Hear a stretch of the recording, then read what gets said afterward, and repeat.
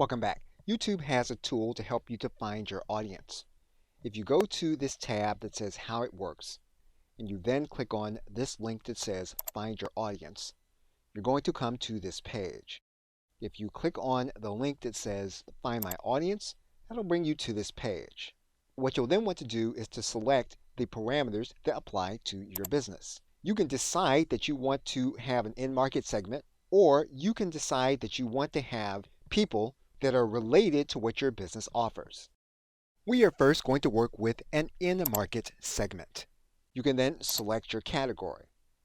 You can then click Start Now. What you'll then do is to choose the segment that best reflects your audience. Once you do that, you're going to click and choose the segment. You can then add this audience segment to your profile. Once you've added all the segments to your profile, you can then click this link that says Get My Audience Profile. YouTube will then send your audience profile in your inbox, and you can download the profile here from this link. Within your audience profile, you will see the channels that the individuals that you will be targeting in this segment are primarily watching.